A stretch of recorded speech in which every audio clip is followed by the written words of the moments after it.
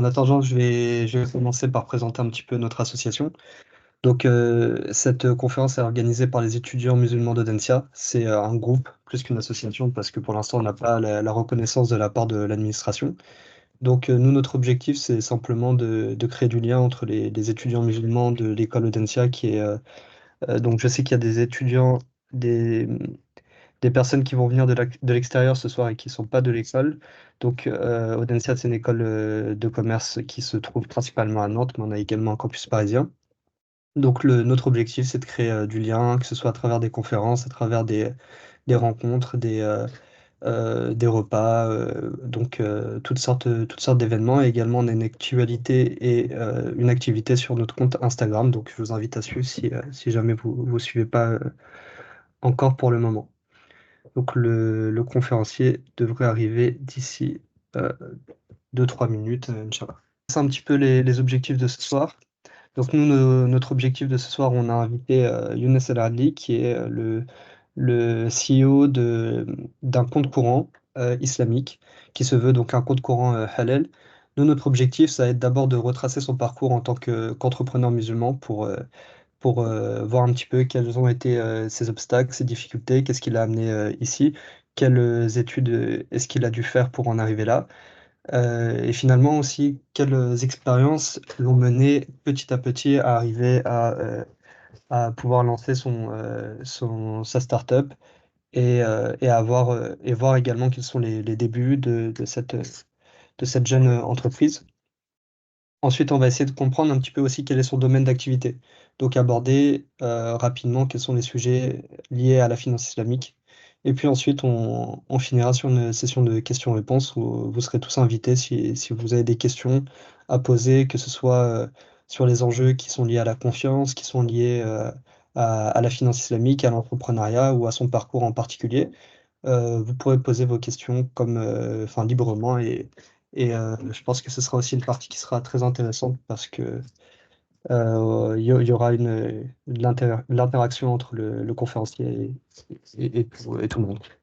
Barakallahu fik et toi? Ouais, ça va, alhamdoulilah. Donc, Allah يكرمك. on a commencé par faire une petite présentation rapide de l'assaut.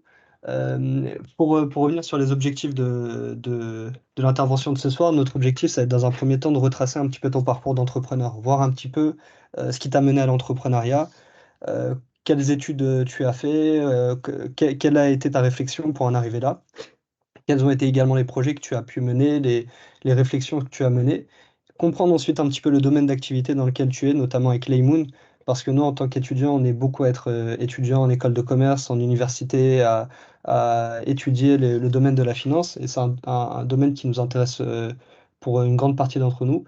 Donc, comprendre un peu quel est ton domaine d'activité, quel est le pourquoi est-ce qu'il y a eu ce besoin de proposer un projet, une solution de finance islamique, et pas un compte courant comme on peut connaître à la Société Générale ou Caisse d'épargne ou autre. Et puis enfin, je pense que ça va soulever beaucoup de questions parce on va essayer de faire un aperçu assez rapide de tout ça parce que c'est des sujets qui demandent beaucoup de développement. Donc, laisser une partie de questions-réponses pour que tout à chacun puisse poser ses questions, répondre aux interrogations de tout le monde. Est-ce que ça te convient, Younes? C'est parfait, c'est très bien. Allez, bismillah. Alors, comment est-ce que tu en es arrivé là? Déjà, quel a été ton parcours scolaire? Comment est-ce que tu as commencé dans la vie à ce niveau-là, au niveau pro, Ah, quoi? alors, pour commencer, en fait, concrètement, moi, je viens d'une famille traditionnelle classique. Mes parents étaient attachés à ce qu'on étudie un petit peu et quand j'étais au lycée, je voulais pas faire des études scientifiques, mais mon père m'a fait comprendre que j'allais faire S ou rien d'autre. Donc du coup, j'ai fait un bac S, mais j'aimais pas les sciences. J'aimais pas les sciences, j'aimais un peu les maths, la physique, ça me plaisait pas autant. Et après, en fait, venant d'une famille classique, pour nous, il y avait 2 voies, encore une fois classiques, c'était médecine ou l'ingénierie.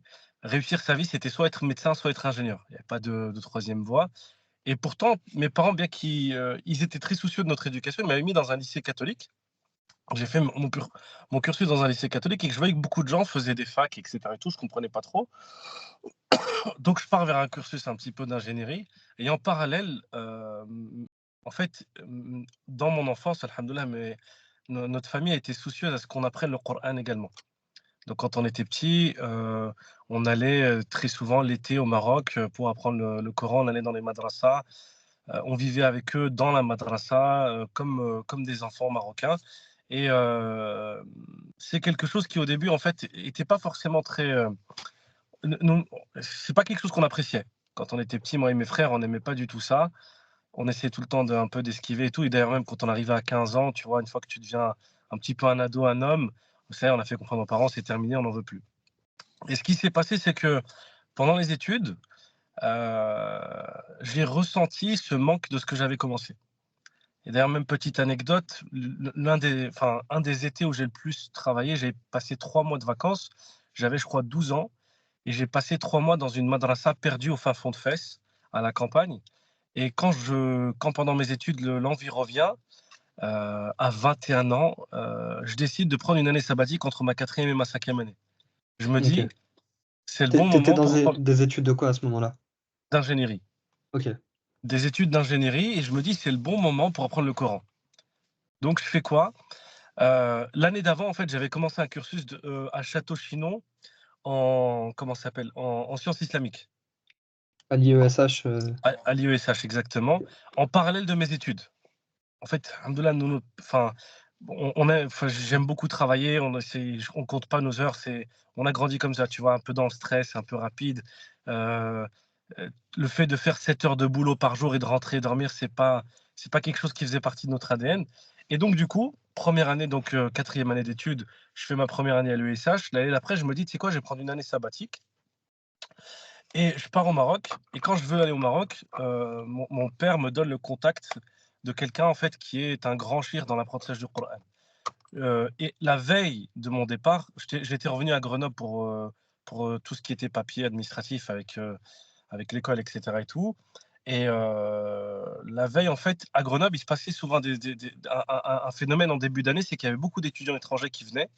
Ils n'avaient pas où dormir le 1er jour et en général, on se relayait les uns les autres pour les accueillir. Dans nos petites chambres étudiantes ou parfois cette année-là, moi, j'étais en colocation, on était 3 dans un appartement et un frère m'appelle, il me dit: «Ouais, il y a un frère marocain qui arrive et cetera, il sait pas où dormir. Est-ce que tu peux l'héberger?» Bon, bismillah, viens. Il vient, alhamdoulilah, c'est quelqu'un de sérieux. Parfois, on tombait sur des cas spéciaux, tu vois? Des gens, outre le fait qu'ils venaient d'un pays d'origine, de nos origines, la religiosité, c'est pas quelque chose qui les intéressait, le dîn, ils étaient pas forcément dedans, mais là, c'était le cas, alhamdoulilah. Donc on commence à discuter, on matche sur pas mal de points et cetera et tout. Et je lui fais comprendre un petit peu mon plan, mon objectif et tout. Il me dit vraiment, enfin, et il me dit: «Bah, laisse-moi appeler». Il prend son téléphone, il appelle, demande à quelqu'un: «Est-ce que tu peux, j'ai un petit jeune, est-ce qu'il peut venir te voir parce qu'il va prendre le Coran?» Et là, la personne dit: «Bah, vas-y, dis-lui de venir et tout». Donc il me donne un numéro de téléphone et donc moi, après, je pars au Maroc. La première personne que je vais voir pour apprendre le Coran, c'est, c'est le grand shir qui, qui officiait, en fait, dont mon père m'a donné le contact et là, quand mon père me donne le contact, je vais le voir. En fait, c'est quelqu'un qui était tellement dans un niveau d'expertise que lui, il prend que des excellents étudiants en sciences islamiques. Faut que tu aies déjà appris 2-3 fois le Coran, que tu aies plein de textes religieux pour venir chez lui, sinon c'est mort. D'ailleurs, en fait, j'ai une petite anecdote, j'étais assis, il y avait des élèves qui venaient lui réciter, il corrigeait des fautes que j'arrivais pas à déceler avec mon oreille. Tu vois le niveau tech et il me dit: mmh. «Mon fils, c'est pas possible, je peux pas t'accueillir parce que, moi, il faut qu'il y ait ce niveau». Bon, tu sais, genre, on a essayé de négocier un petit peu, même si on n'a pas fait une école de commerce, on est voilà, je viens de loin, est-ce que c'est possible d'avoir une petite place et tout? Non, c'est mort et je lui dis: «Bah» il me dit: «Est-ce que tu veux, que je te trouve quelque chose d'autre?» Je lui dis: «Ben, j'ai une autre piste» et c'était la piste du frère que j'avais rencontré là, avant de partir, la veille de mon départ. Je lui dis: «Elle est à Fès» et il me dit: «Bah, si tu vas à Fès, moi, je te conseille». Cet homme-là, en fait, c'est la plus grande éminence dans la récitation en warsh à l'heure actuelle dans le monde et il me dit: «J'ai l'un de mes meilleurs étudiants qui s'appelle Ahmed Fawzi, à Fès». Bon, OK, je note le nom et je vais à Fès. Quand je vais à Fès, subhanallah, en fait, je me rends compte que la personne que j'ai accueillie, en fait, c'est le fils du gérant de la madrasa chez qui j'étais venu il y a 10 ans. Concours, de circonstances complètement dingue et cette personne, en fait, son père à lui, en fait, c'est quelqu'un qui fait c'est un prof de maths, mais il faisait énormément de rire. il gérait une quinzaine de madrasas, il avait peut-être 1000 élèves qui apprenaient le Coran. En fait, il soutenait financièrement, je crois, 200 femmes veuves Oh là isolées. là. Alors, ils avaient une sorte d'association, les gens leur faisaient confiance, ils leur donnaient à eux et eux redistribuaient, etc. Et tout.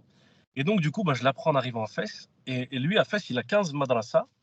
Et moi, je vous ai dit, en fait, 10 ans avant, à Fès, j'avais appris dans une madrasa au fin fond de la campagne. Et moi, je lui dis, ah, subhanallah, c'est vous que j'ai connu tout. Le mec, tu vois, tellement busy dans sa tête et tout, il s'en fout. L'anecdote, vas-y, je m'en fous, j'ai pas le temps. Et il prend l'un de ses khaddams et il lui dit, tu vas aller avec lui, vous allez aller à tel quartier à Fès. Et je vais à tel quartier à Fès, j'ouvre la porte et wallah, c'était le même imam chez qui j'avais appris il y a 10 ans. Oh là là. J'apprends et je m'assois, il me pose la question, est-ce que tu as déjà appris le Coran? Je dis oui. Avec qui? Je dis avec toi. Il me dit où? Je lui dis nom de la campagne. Et il me dit non, c'est pas possible, j'ai jamais été là-bas. Je lui dis si. Il me dit non. Je lui dis si. Il me dit non. Je lui dis si. Il me dit mais si, il y a une été, je suis passé vite fait 2 mois. Je dis bah cet été-là. Il me dit ah, c'est toi, nanana, nanana, nanana. Et en fait, il s'avère que cet homme, il s'appelle Ahmed Fauzi. L'homme OK. qui m'a été recommandé là-bas. Et en fait, subhanallah, depuis cette époque, euh, où en fait, entre guillemets, où j'ai pris la décision de prendre un peu de temps pour prendre le Coran et tout, c'est comme si Allah il m'avait ouvert des portes inimaginables. J'ai, ben, dans ma carrière, en fait, bah, j'ai commencé comme ingénieur. J'ai commencé avec un petit salaire, je crois, c'était. Je m'étais fait rouler complètement dans la farine la première fois parce que quelles sont vos prétentions salariales? J'ai dit tant. Ils m'ont dit OK. Après, ils m'appellent, ils me disent c'est bon, on vous accepte. Moi, j'ai pensé qu'ils allaient m'accepter avec ces prétentions-là. Finalement, quand j'arrive, le contrat, ils me le posent sur la table. Il y avait 15% de moins. Mais moi, j'avais dit non à toutes les autres pistes que j'avais, donc j'étais bloqué. Et c'était le premier jour de boulot. Donc, du coup, plein de petits trucs où je me suis fait un petit peu avoir. Mais alhamdoulilah, Allah, il m'a facilité. Et de là, en fait, on avait commencé. En fait, j'ai toujours eu, à côté de mon job, entre guillemets, d'ingénieur, moi, j'ai jamais fait ingénieur en aimant faire ingénieur. Je l'ai fait pour faire plaisir à mes parents. Parce que, comme je vous ai dit, dans nos familles, à nous, moi, quand j'ai eu mon bac, mon père, il a pleuré de joie. Hein, ma mère, enfin, jusqu'à maintenant, mon fils, le premier, il est ingénieur, l'autre, il est docteur en pharmacie, il a fait Berkeley, etc. Et tout. Et c'est une fierté sans nom. Et en faisant ingénieur, petit à petit, alhamdoulilah, Allah, il m'a ouvert des portes à droite, à gauche, etc., des contacts, jusqu'à ce que je me retrouve à passer en freelance. Je sais pas OK, si tout le donc monde. première expérience entrepreneuriale. Exactement. Première expérience entrepreneuriale et je me souviens, en fait, j'étais en CDI dans un grand groupe français qui a plus de 80 000 personnes et j'étais très bien placé, je faisais du très bon boulot dans le secteur du nucléaire et quand je décide de démissionner pour me lancer à mon compte, bah, en fait, j'ai eu un veto total de mes parents. Mon père, il me dit: «Mais tu es fou? Mmh. Qu'est-ce que tu fais? Tu as un CDI, tu as un bon truc, tu as un bon poste, tu as». En plus, je commençais à avoir un petit peu d'expérience, je crois que j'avais 4 ans d'expérience. Donc même en termes de salaire, on savait comment s'y faire et tout et bon, non, j'avais décidé de démissionner pour me mettre à mon compte. Et ce qui s'était passé, c'est quoi? C'est que j'avais rencontré un frère qui travaille dans la même boîte que moi, qui lui était en freelance. Je connaissais absolument rien de ce mode de fonctionnement, etc. Et dès qu'il m'en a parlé, boum, dans ma tête, j'ai fait prière de consultation. Je pose ma démission. Je pose ma démission, j'ai pas de travail. Je pose ma démission, je crois que c'était en octobre. J'avais 3 mois de préavis pour fin décembre. Euh, donc le C'est 1er quoi qui octobre. t'a poussé à prendre cette décision au final? C'est, la question du salaire, la liberté, En fait, c'est quoi? concrètement, j'ai pesé le pour et le contre. En freelance, tu es beaucoup mieux payé. J'ai fait x4 sur mon salaire, mais tu pas de garantie. Et moi, concrètement, Mmh. je m'en fous de la garantie, tu vois? J'ai pas besoin d'avoir un CDI pour aller faire un prêt à la banque.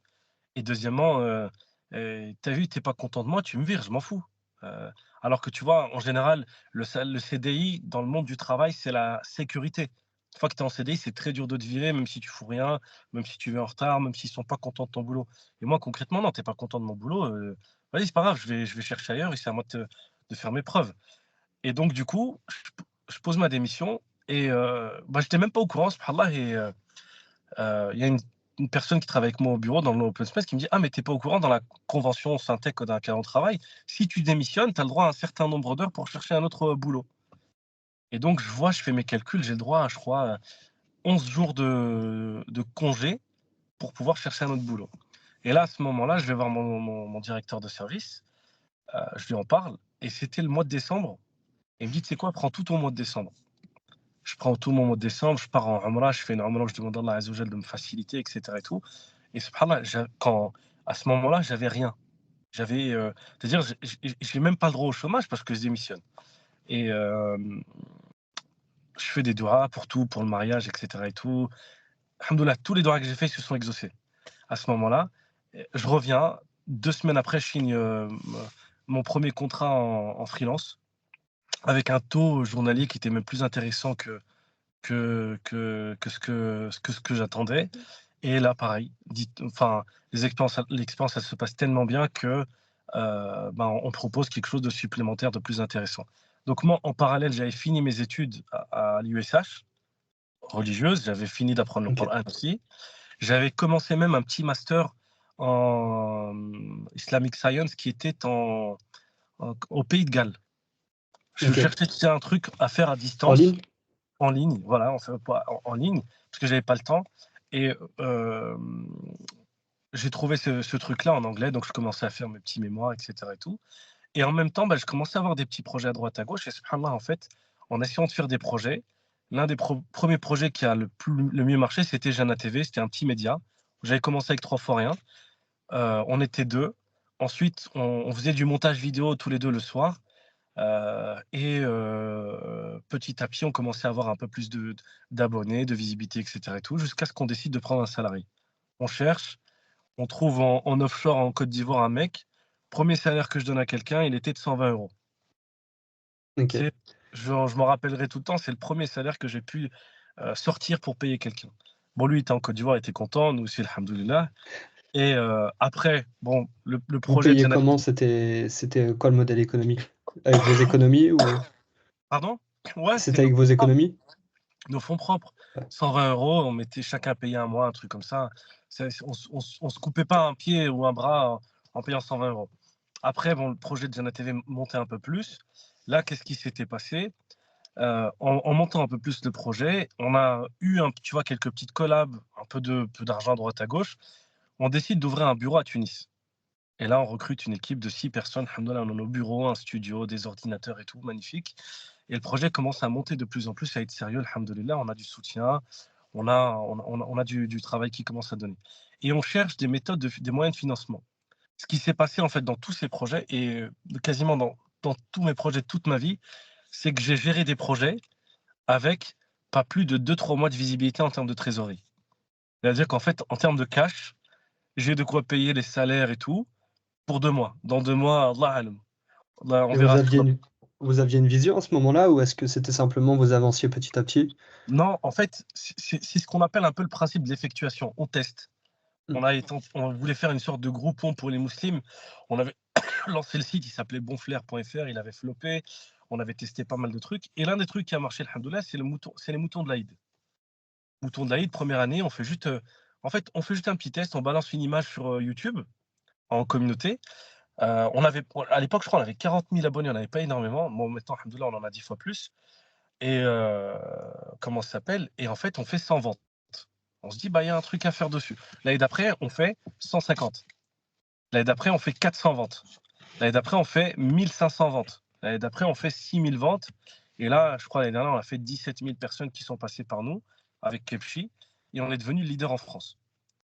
Et alhamdoulilah, même, il y a des ONG qui travaillent depuis 30 ans sur le territoire qui maintenant nous approchent parce qu'elles veulent voir un peu notre approche, notre vision, notre business model, etc. et tout, pour pouvoir l'appliquer.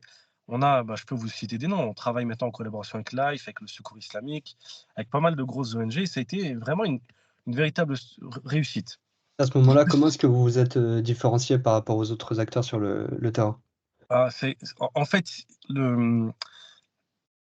si tu es honnête, si tu es sincère et si tu es smart, forcément, tu trouveras comment t'adapter. Nous, en fait, on a compris que dans la communauté, il fallait qu'on ait des partnerships qui soient solides et surtout que les gens comprennent que c'est un système win-win.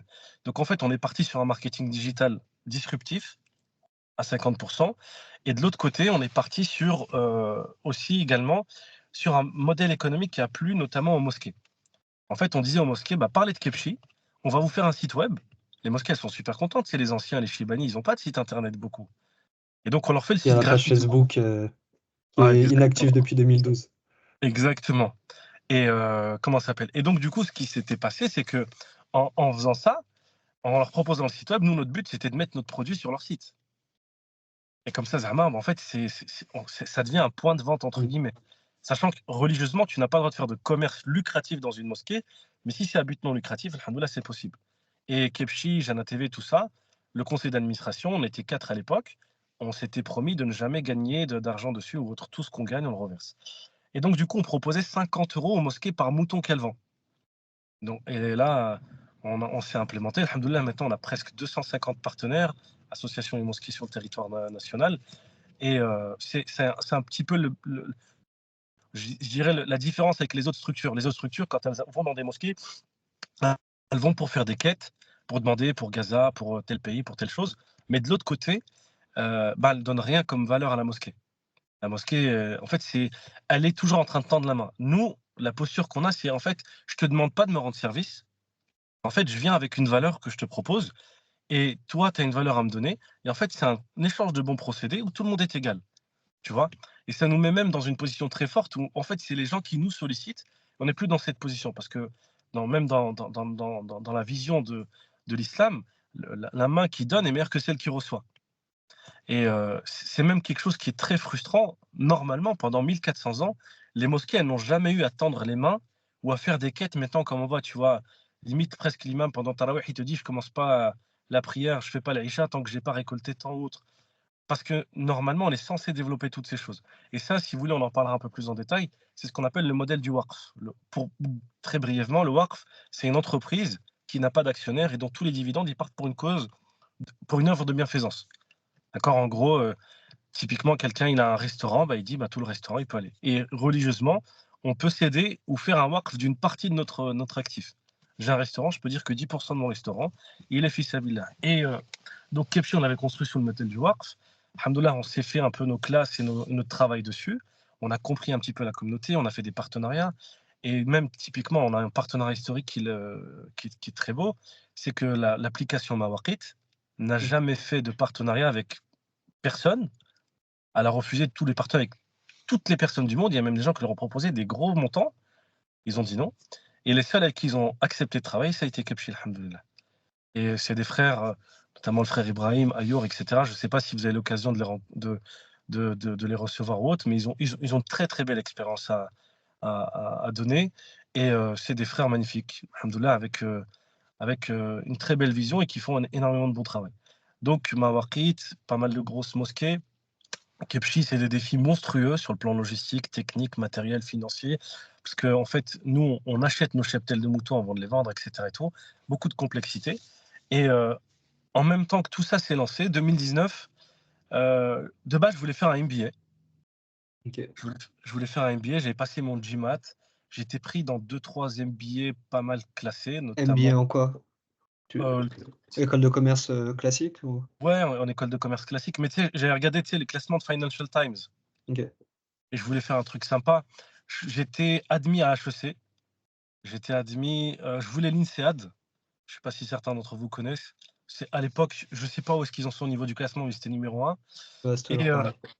toujours pareil et en fait, ben, j'ai été bloqué par l'argent et j'ai été bloqué aussi par mon score du GMAT. J'étais pas assez bon au niveau du GMAT pour rentrer à l'INSEAD et donc ce qui s'était passé, j'avais essayé même à l'EM Lyon de passer en executive MBA. En fait, le MBA, il faut que tu passes toute une année à étudier. Je pouvais pas parce qu'il fallait que je travaille pour vivre.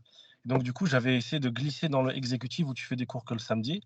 J'étais à 2 doigts d'être admis. Finalement, en fait, j'ai trouvé le master en finance islamique, l'executive master à Dauphine et en fait, effectivement, la finance islamique, c'est quelque chose qui m'avait plu. Je rentre dedans et là, en fait, je me rends compte que, en France, on a plus de 30 ans de retard. Jeanne TV, pour expliquer un petit peu, on l'avait lancé en 2012 de base, parce qu'on avait vu qu'il y a plus de 10 millions de musulmans en France, il n'y avait pas de chaîne télé.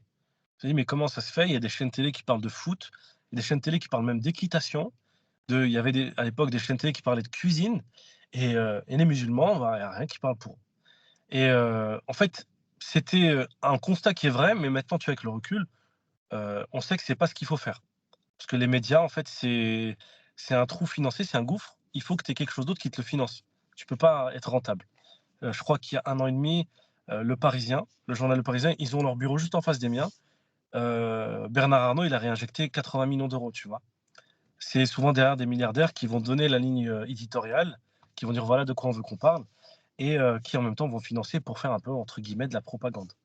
Heu et donc du coup, ben, en fait, l'intention était bonne, mais on va dire le chemin, c'était pas le bon moment. Mais alhamdoulilah, en fait, avec JTV, on a eu des années, on a pas mal performé. Maintenant, on est un peu shadowban avec tout ce qui est de la Palestine. On faisait des 4 millions de vues sur tous les réseaux sociaux. Ça a coupé pour moi là. Ça a coupé? Ça coupe. Pour moi, ouais, au moment où tu dis alhamdoulilah.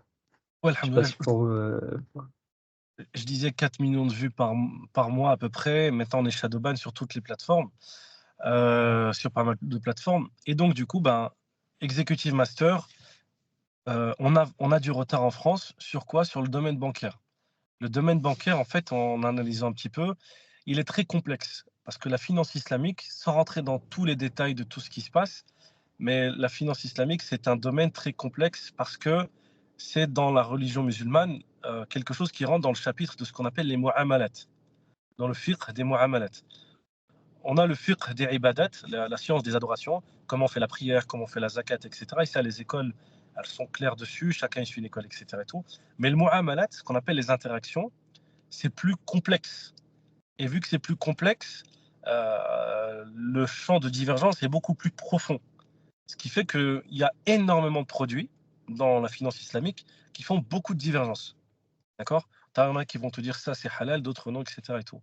Et en plus Inès, de ça, oui. est-ce que juste sur un petit point, est-ce que tu peux, repréciser pourquoi est-ce qu'on a enfin, d'où ça vient cette finance islamique? Pourquoi est-ce qu'il y a une finance islamique et une finance, traditionnelle? Alors, finance islamique, finance traditionnelle, excellente question. Alors, la finance islamique, c'est deux choses. C'est des produits qui sont ce qu'on appelle sharia based, basés sur les textes religieux, et ce qu'on appelle les sharia compliant. Sharia based, c'est-à-dire moi je prends le Coran et la Sunna. Allah il nous dit faites ceci, faites cela, vous avez le droit de faire ceci, vous n'avez pas le droit de faire ça. Je me base dessus. D'accord? Par exemple, le musharaka, le fait de s'associer ou le fait de la titrisation, de capitalisation, etc. Et tout, c'est des produits qui sont écrits dans la sunna du prophète sallam. C'est des choses basées sur le Coran et la sunna. D'accord? Sharia compliance, c'est je veux regarder la finance conventionnelle, je vois qu'il y a des produits, je veux donner l'équivalent, un peu comme la charcuterie. Bon, je pense que pour beaucoup d'entre vous, vous êtes Le jeunes. saucisson, ouais. Voilà. Nous, quand on était jeunes, il n'y avait pas de saucisson halal. Tu sais, beaucoup de musulmans, ils voulaient manger, tu vois, du saucisson. Les Français disaient: cochon, c'est trop bon, le saucisson. Maintenant, c'est plus quelque chose de, on va dire, c'est plus un interdit qui peut donner envie. Il a dit qu'une salade à n'importe qui. C'est bon. Et donc, du coup, la finance conventionnelle, de base, elle est saine, elle est normale. La finance, en fait, elle était là pour gérer l'économie, pour aider les gens à financer leur économie, à gérer leur argent, à gérer tous les actifs ou tous les financements, etc. Sauf que petit à petit, elle s'est pervertie avec le temps. Bon, je pense qu'il n'y a pas besoin de faire un cours d'histoire de la finance, mais le prophète sallam, il a donné des jalons, mais la finance islamique, à la fin de la mort du prophète sallam, elle est pas terminée. Pour vous donner un exemple simple, les compagnons du prophète sallam n'ont pas frappé d'argent. C'est-à-dire qu'ils n'avaient même pas de devise. Mmh. Ça a été fait à l'époque des califes omeyyades. Même certains produits que nous connaissons maintenant, etc. et tout, ont été faits ou peaufinés ou compris, tirés des textes bien plus tard. Et donc du coup, cette finance très compliquée parce qu'il y a les produits chez les rabais sur lesquels il n'y aura jamais de divergence et il y a les chez les compliant où on essaie de mettre des étiquettes halal sur des produits. Et là, effectivement, c'est sujet à divergence et c'est sujet à beaucoup, beaucoup de discussions. Et même pour vous donner un exemple simple, il y a même des scholars, des savants qui ont validé des produits qui en réalité, en fait, enfin, si tu les présentes à n'importe qui, il peut te dire c'est quasiment du Ponzi, tu vois. Et pourtant, c'est des gens qui sont réputés ou autres. Goldman Sachs, il y a quelques années, ils avaient fait un sac, ils avaient fait des soukouk. Les soukouk, c'est des sortes d'obligations halal. Et pareil, Soukouk, en fait, ça dépend du produit qui est indexé derrière, mais grosse divergence sur tous les produits. Certains Soukouk font l'unanimité chez les musulmans, d'autres non. Et en fait, ils ont vu que c'était Goldman Sachs, je crois que c'était pour une titrisation, pour, je crois, 20 milliards ou 200 milliards de dollars. Ils ont payé les plus grosses, entre guillemets, références de la finance islamique pour qu'ils valident les produits. Sauf qu'ils leur ont donné des contrats, mais ils leur ont pas donné les annexes. Mmh. Et les gens, quand ils ont vu les annexes, en fait, ils ont vu que c'était de la riba déguisée. Et ça avait fait un gros scandale parce que tous ces chiites-là, ils ont été obligés un petit peu de se dédouaner. Oui, mais nanana. Donc voilà à peu près pour la finance. Dans l'executive master, je me rends compte surtout qu'en France, on a un retard énorme par rapport à l'Angleterre et l'Allemagne. Les Anglais, ils ont lancé leur première banque islamique, Islamic British Bank, IBB, en 2004. Et d'ailleurs, en fait, ça a été une expérience extrêmement enrichissante parce qu'en fait, la première banque, elle s'est cassée la figure. Et c'est une banque du Koweït qui est venue les sauver et les a rachetés. Et maintenant, cette banque, elle s'appelle Al Rayyan Bank, comme la banque du Koweït. En Ouais, mais Allemagne, ils ont une banque. Pardon? je sais pas, je sais pas qui apparaît. Ah. En Allemagne, ils ont une banque qui s'appelle la KT Bank, Kuwait Turkish Bank, encore une fois, qui a pignon sur rue, qui propose des produits de finance islamique. En France, on a 2-3 banques marocaines qui ont proposé des produits, mais c'est des produits qui sont très obsolètes, avec des infrastructures bancaires qui datent des années 1920, et qui n'ont pas réussi à bien commercialiser. D'accord, notamment la banque Shaabi qui a fait un compte halal qu'ils avaient qui existe même maintenant, qui s'appelle Harmonis. Et donc du coup, l'idée c'était, et surtout qu'en France aussi, il y a eu plusieurs tentatives. Il y a un groupe qui s'appelait le groupe Euris Group qui avait essayé de lancer une banque islamique en France. Il y avait une banque tunisienne qui avait essayé de se lancer également. Il y a des milliardaires algériens qui avaient tenté une approche aussi. Et ça a été une approche, de banquier et non pas d'entrepreneur. Tu sais, les banquiers, souvent, ils font leur tableau d'analyse de risque, ils font leur business plan. C'est très scolaire et ça rentre dans une case. Bismillah, ça rentre pas. Non, c'est pas possible, tu vois. Alors que l'entrepreneur, ça rentre pas, il pousse. Il pousse jusqu'à ce que ça rentre, tu vois. Un entrepreneur ne demande jamais l'autorisation, mais il s'excuse. Ça veut dire quoi? C'est-à-dire que quelque chose, s'il est dans la zone grise, tu y vas. Et si tu n'as pas le droit de le faire et qu'on te dit que tu n'as pas le droit de le faire, tu dis ah pardon, je ne savais pas. Mais si tu attends l'autorisation, tu es mort parce que quelqu'un d'autre va te doubler, tu vois. Bien évidemment, zone grise dans le domaine de la dunya, pas dans le domaine du religieux. Et donc du coup, cette approche un petit peu a fait en sorte que ça n'a pas marché. Il y avait une autre chose également, c'est que le contexte réglementaire était très difficile à l'époque. À l'époque, Ok. pour ouvrir des comptes, il n'y avait qu'un seul moyen de le faire, c'était d'être un établissement de crédit. Un établissement de crédit, il fallait plusieurs millions d'euros en collatéral pour ouvrir les comptes, etc. Et tout. Et il fallait que tu aies une autorisation donnée par le gouvernement. C'est l'arrivée des fintech qui a C'est ouvert, ça. la voie? En fait, c'est les fintechs qui sont arrivés après ce qu'on appelait la directive des services de paiement, qui a eu lieu, je crois, la première, c'est 2010-2012, qui a ouvert la voie et qui a ouvert le marché. D'accord? OK. Et c'est une politique volontaire. C'est un peu comme pour les Uber des taxis. C'était un petit peu d'ouvrir le marché à tout le monde pour laisser même des petits acteurs. Et de là, première success story, je pense que vous devez connaître Revolut, N26 ou autres, qui se sont lancés. Donc du coup, ça, c'est ce qui a permis un petit peu de changer l'approche. Il est permis à quelqu'un, même avec un peu moins de moyens, de se lancer et de pouvoir s'immiscer. Et subhanallah, en fait, 2019, je fais mon executive master et je commence à discuter avec un établissement en Allemagne qui s'appelle Wirecard. Et Wirecard, je pense que si vous êtes en finance, vous devez connaître la fin tristement funeste qu'ils ont eue. On était en train de parler, on était à 2 doigts de signer, ça s'est pas fait. Et je crois quelques mois après, il y a eu un scandale, c'est ce qui Alhamdoulilah, hein. alhamdoulilah, alhamdoulilah.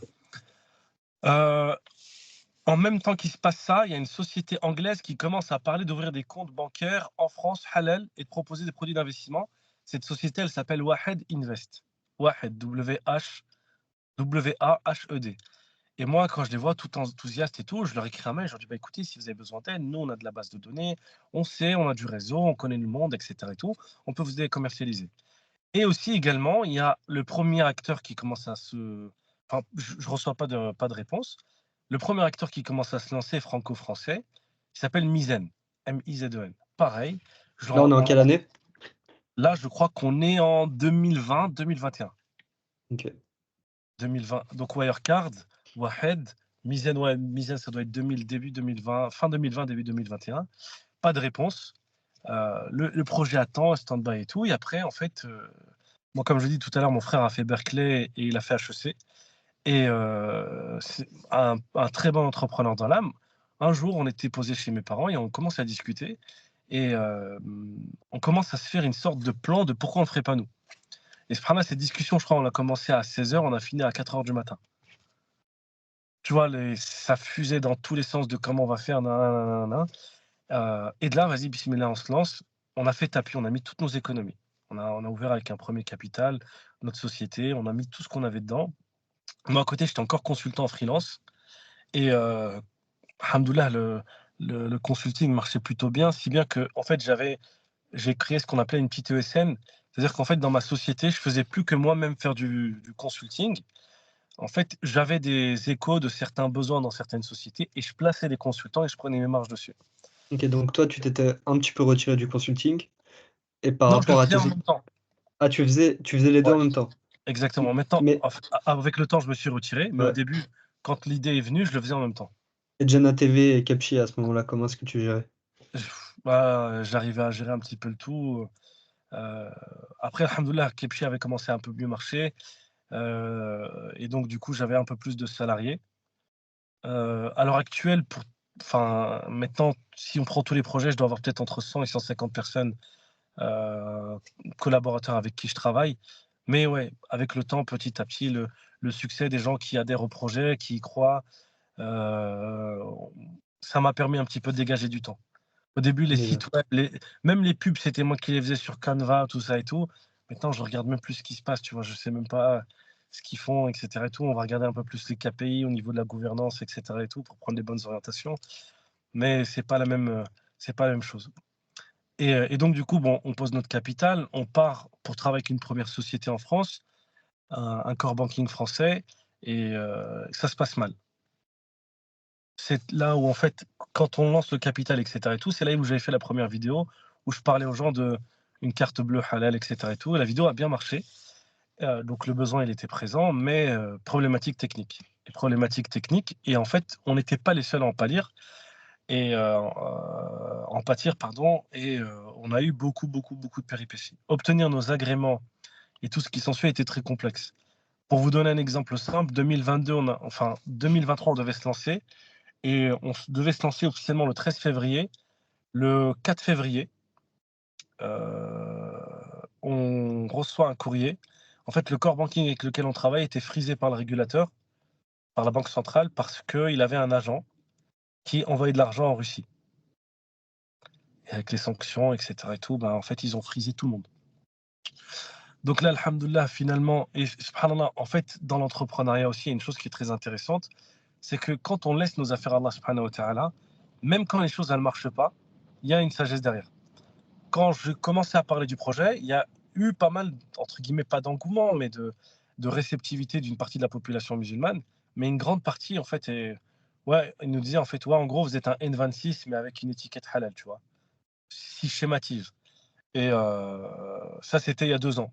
Et maintenant, vu le contexte, vu les fermetures de comptes, toutes les assos, on leur ferme leur compte. Il est très dur pour un musulman d'ouvrir un compte bancaire. Il y a plein de musulmans aussi, ils font juste un don à une association, une ONG ou à la mosquée, on lui ferme son compte et tout. Bah, tous ces gens qui nous critiquaient, maintenant, on nous demande comment faire pour ouvrir un compte. Et certains d'entre eux sont même clients. Donc, en fait, c'est comme si, en fait, Allah subhanahu wa ta'ala, il a voulu attendre le bon moment pour qu'on se lance. Ça faisait 3 ans qu'on se mangeait nos doigts, tu vois, se dire: «Vas-y, bismillah, c'est quand, c'est quand, c'est quand, c'est quand?» Et là, au bout de 3 ans, alhamdoulilah, Allah il a facilité. Et en Et c'est plus quoi de la ça, solution que vous avez trouvée? Vous êtes allé à l'étranger du coup? ouais, on est passé par en fait, de base même, on voulait passer par l'étranger, mais la solution, qu'on a trouvée en fait, nous-mêmes, on a pris le temps parce qu'on voulait c'est un peu compliqué, mais on a pris des décisions en interne pour développer nos propres infrastructures en front, en back et cetera. Parce qu'on savait qu'en termes de valorisation de la boîte, c'est plus intéressant et surtout qu'en cas de pépin, on peut très vite migrer vers un autre core banking pour se plugger très rapidement.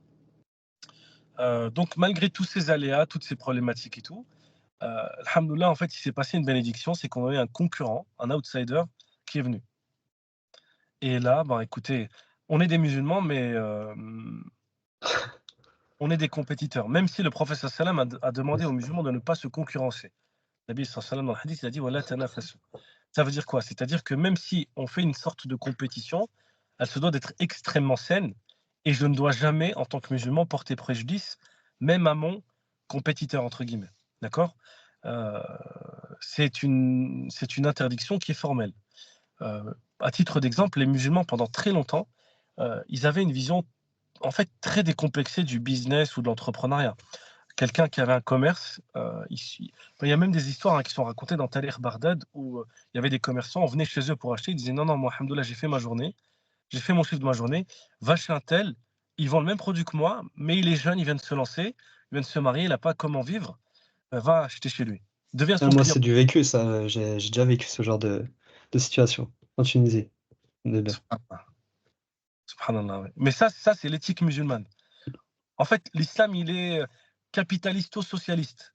Il est capitaliste dans le sens où il reconnaît le droit de la propriété. Et il est socialiste dans le fait de reconnaître en fait le partage des richesses, d'aider les plus faibles et de ne pas vouloir être. En fait, tu vois, on s'en fout d'être numéro un. On s'en fout d'avoir écrasé les autres. Ça sert à quoi d'écraser les autres si les autres te permettent d'aller plus loin, tu vois? Ou si c'est grâce aux autres que tu deviens meilleur. Enfin, donc, et d'ailleurs, même d'un point de vue macroéconomique, c'est très dangereux d'avoir des gens qui prennent un monopole, parce qu'en fait, la société dépend de ces gens. Si tu as plein de sociétés qui sont fortes, c'est mieux que la Corée du Sud. Samsung, demain, elle tombe, je crois que c'est 20% du PIB de la Corée du Sud. C'est énorme. Et ça, c'est le problème de créer des monstres qui vont faire des brevets, qui vont verrouiller des business, etc. et faire en sorte que c'est les seuls. Donc, le compétiteur se lance. Et ça, en fait, ça crée pour nous une forme de pression. On ne peut pas attendre. Il faut que nous aussi, on lance. Et là, du coup, en termes de marketing, de communication, il y a des décisions qui sont prises, il y a des levées qui sont faits. Et nous, subhanallah, en fait, on a eu des soucis avec Google. Parce que Google, depuis janvier 2024, il a changé sa politique. Quand tu fais une application, il faut que tu mettes certains éléments, sinon ton application ne passe pas. Donc, on push l'application, passe pas, elle passe pas, elle passe pas. Pendant 2-3 semaines, on n'a qu'une application dans Android, iOS. Et pendant ce moment-là, en fait, on avait des événements. On avait fait des salons, etc. et tout. Donc, on proposait aux gens que l'application iOS. Et Android, ils nous envoient un courrier, ils nous disent écoutez, c'est la dernière fois que vous poussez votre application. La prochaine fois, si jamais elle est refusée, c'est mort. Vous êtes blacklisté. Et tu as vu, tu peux pas, avec ton nom de néobanque, etc. et tout, te faire blacklister. Tu es mort, ton projet, il meurt. Et bon, on a fait beaucoup de doigts et elle passait pas. Alors pourquoi elle passait pas, la question? Parce que maintenant, en fait, quand tu crées des applications avec des abonnements, il faut que dans l'application, tu aies des solutions ou des boutons, des choses comme ça pour se désabonner facilement. C'est une obligation maintenant des stores. Et donc, du coup, en fait, nous, en fait, à chaque fois que Google nous envoyait les raisons de pourquoi, ils nous envoyaient vers des pages. Mais ces pages-là, c'était pas les bonnes. Parce qu'ils n'avaient pas mis, eux, de leur côté, à jour toute la documentation. Donc, nous, quand on lisait, on faisait ce qu'ils nous disaient. Et on ne comprenait pas, jusqu'à alhamdoulilah. Et ce qui était intéressant, c'est que, en fait, on lance officiellement Google iOS, tout est prêt le 3 Ramadan. Le 3e jour de Ramadan, on se lance, on passe un mois de Ramadan complètement fou. Et en fait, aussi, un entrepreneur, il ne faut pas que ce soit quelqu'un qui se dise non, moi je vais déléguer ou vas-y, je vais donner une tâche à faire à un tel. Jamais de la vie, il faut que quelqu'un se dise vas-y, j'ai payé un développeur, je laisse faire le site et ensuite je vais voir. Non, il faut que toi-même tu comprennes ce qu'il fait, même si tu ne sais pas le faire. Parce que sinon, il peut très vite te mener en bateau ou te faire du mauvais boulot et tu peux t'en rendre compte au bout de quelques mois. Donc du coup, nous-mêmes, en fait, on met les mains dans le cambouis, on regarde tout. Tu vois, on va challenger tout le monde. D'ailleurs, même ce challenge, quand tu es entrepreneur, il t'arrive même de faire des discussions avec des experts dans un domaine où tu vas réussir à leur débloquer des situations que eux qui sont dans le domaine n'ont pas débloquées.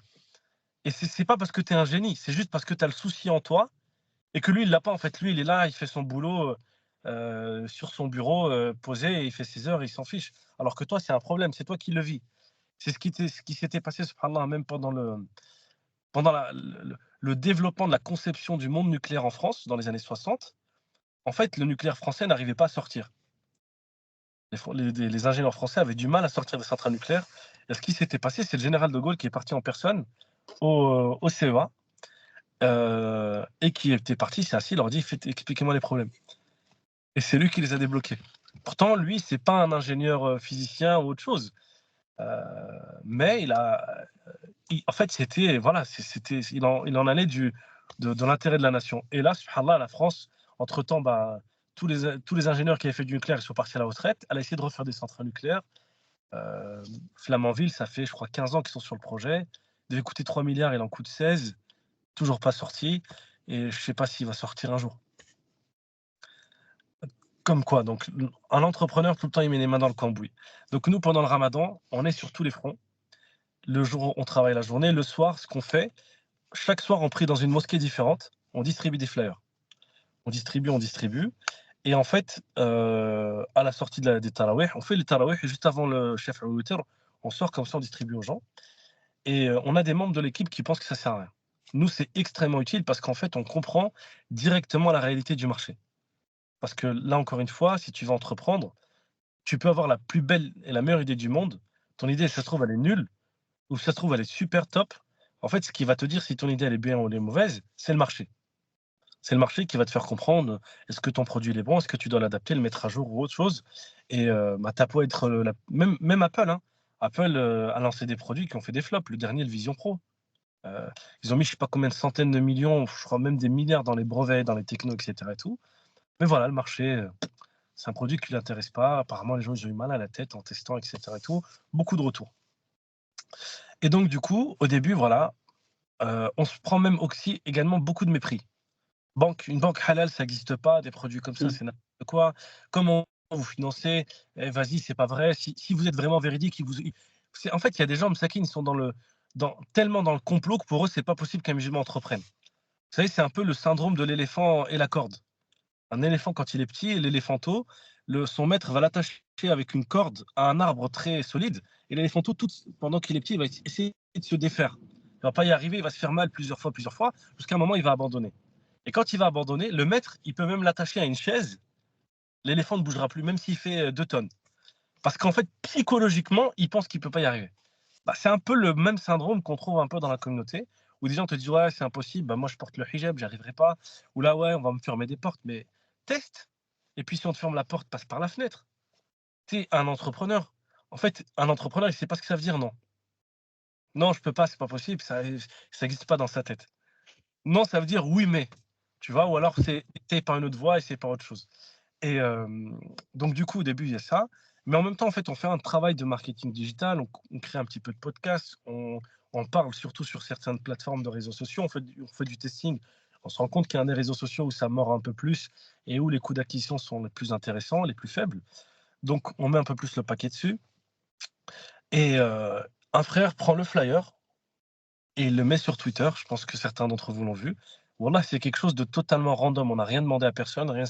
Et ce flyer, il a fait, je crois, plus de 2 millions de vues. Ce qui est le plus drôle, c'est que ça, en fait, pendant 2-3 jours, il y a eu des centaines de débats. On a vu des milliers de comptes parler de nous sur Twitter. Et ces milliers de comptes, en fait, on ne les connaît pas. Et certains, ils racontent n'importe quoi. Apparemment, on serait des juifs. Il y a même un homme qui a dit Laymoun, c'est un bon projet, mais c'est dommage, c'est une femme dénudée qui se montre devant des hommes. Comme ça, moi, j'ai pas de problème dans le genre. Donc, on a appris des choses sur nous-mêmes, c'est toujours drôle. Mais ce qui est encore plus marrant, c'est qu'il y a même des gens qui ont fait des trades pour nous défendre, dont un frère qui a fait un trade qui a fait 700 000 vues. Et ce trade-là, en nous défendant, il racontait n'importe quoi. Apparemment, on serait une filiale de la Société Générale. Je ne savais pas, tu vois. Donc, il y a eu beaucoup de choses qui se sont dites. Mais, alhamdoulilah, en fait, le travail du marketing digital, ce tweet, quelques petites collabs, quelques petits trucs, certaines références parmi les imams qui ont parlé de nous ou autre chose, en fait, nous ont donné une forme de légitimité avec ces key opinion leaders qui ont permis de changer la donne. D'accord? Et typiquement, quand je vous parlais du marché, on a une fille chez nous qui était en stage.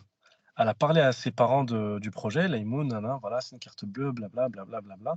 Son père a dit, j'y crois pas, ton truc, c'est une arnaque. Sauf que, en fait, on a fait une communication multicanaux. On a parlé un peu sur le digital, on a fait d'autres choses, on a fait du flyer parce qu'on avait besoin du physique, de voir les gens, de comprendre. Et en aparté aussi, on est passé à la radio. On faisait des pubs à la radio juste avant le ftour.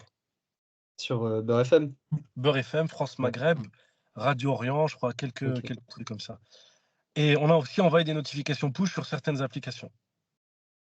Euh, Et quand le père de famille, le père qui avait dit c'est une arnaque, il entend un BFM, il va voir sa fille, il lui dit mais comment on fait pour ouvrir un compte? Et ce qui était drôle aussi, encore une fois, ça montre un petit peu le marché ou entre guillemets l'autorité. C'est que nous, au début, quand on s'est lancé, on était tellement disruptifs. Moi, en fait, je suis dans un groupe d'imams où il y a 150 imams de toute la France. Et quand j'ai fait la vidéo en 2022, je la pousse sur le groupe et, un frère demande, un des imams dit: est-ce que vous connaissez ce projet? Bon, moi, j'en parle pas, je vais pas dire: ah oui, c'est moi et tout. En fait, j'ai même pas eu le temps d'en parler qu'un mec a dit: ouais, c'est des escrocs, c'est des voleurs, c'est n'importe quoi leur projet. Et subhanallah, je lui dis: «Bah, écoute, Akhi», devant tout le monde, hein, je lui dis: «Mais comment tu peux dire ça et tout?» et je lui dis: «Bah, je suis le chargé du projet, est-ce qu'il y a quelque chose qui va pas?»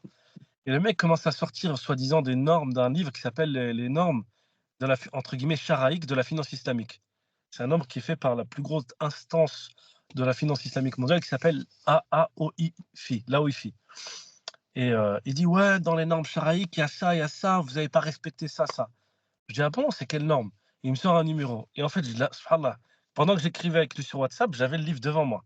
Donc je prends le livre, je l'ouvre, je lui prends une photo dans le groupe, je lui dis: «S'il te plaît, dis-moi c'est écrit où parce que je ne le vois pas ce que tu me dis». Et là, bon, bah, il commence à bégayer et tout. Et là, récemment, cette même personne nous a écrit pour nous demander, est-ce qu'il pouvait nous aider? Alors qu'au début, on était, des escrocs et des voleurs. Attends, là, ça a coupé pour moi. Tu peux répéter? Ça a coupé pour moi. Je disais donc au début, il nous traitait de Allô? voleurs. Tu m'entends? Ouais, c'est bon. Au début, il nous traitait de voleurs et là, à la fin, il nous dit: «Ouais, finalement, est-ce que je peux vous donner un coup de main?» Masha'allah. Alhamdoulilah. Et bien évidemment, en tant que bon entrepreneur, un bon entrepreneur n'est jamais, jamais, jamais, jamais, il est, comment tu appelles ça les gens qui, rancuniers? Rancunier. Jamais, jamais tu cherches l'intérêt de ton projet et même si ton propre ennemi ou celui qui a dit le plus grand mal de toi, il vient te voir, tu lui serres la main, tu oublies et tu avances. C'est ce que nous a appris le prophète sallam, c'est ce que nous a appris Youssouf alayhi salam. Youssouf, ses frères, ils ont dit quoi sur lui? Ils ont dit: «Ouais, non», ils l'ont jeté dans le trou, ils ont voulu le tuer. Ils ont dit à leur père: «Non, ça y est, il est mort». Et qu'ensuite, quand ils sont revenus et qu'il a mis la coupole dans le sac de son frère Benyamin et qu'ils l'ont trouvé dedans, qu'est-ce qu'ils ont dit? Ils ont dit: «Ah, lui, il est comme son frère». Et qu'est-ce qu'Allah il a dit? فَأَسَرَّهَا فِي نَفْسِهِ. Il l'a gardé en lui. Il a vu le seum. Attends, vous m'avez tué vous avez essayé de me tuer il y a quelques années et maintenant vous êtes en train de dire que je suis un mauvais, je vous ai rien fait. Et il l'a gardé en lui. Et quand ils sont Youssef, Allah يسامح, pardon. On tourne la page et on avance. Et subhanallah, sans mentir, Wallah, c'est une qualité que j'ai vue chez la plupart des frères entrepreneurs que je connais qui réussissent. OK. Il y a un On frère, note. ah non, clairement, bah, On note. il y a un frère qui, alhamdoulilah, qui réussit très très bien. Il a un de ses amis, il l'a fait monter dans le business parce qu'ils se connaissent depuis qu'ils sont petits et tout. Et cet ami-là, il lui a fait, entre guillemets, un coup à l'envers et il lui a pas donné 200 000 euros. J'aimerais que chacun d'entre vous, vous vous dites un pote à vous, vous l'avez fait grandir, vous avez grandi avec lui, vous lui faites, entre guillemets, des passes décisives où il peut faire un gros business, il vous doit 200 000 balles et vous les donne pas. Vous faites quoi? Tu deviens fou. Tu le Bah, wallah, non. blacklistes. Non, wallah, non, il parle avec lui, c'est des potes, etc. et tout, non. Ouais. Subhanallah. Ouais. C'est la qualité numéro 1. Et ça, c'est ce qu'avait même dit le Nabi sallallahu alayhi wa sallam. Vous savez, quand le Yes. prophète sallam, une fois, il était en train de faire un dars devant les compagnons, il leur a dit: il va rentrer tout de suite dans la mosquée un homme parmi les hommes du paradis. Et un compagnon, pareil, un random, pas connu, qui rentre. Le lendemain, la même chose, c'est le même qui rentre, et le surlendemain, c'est la même chose, c'est le même qui rentre.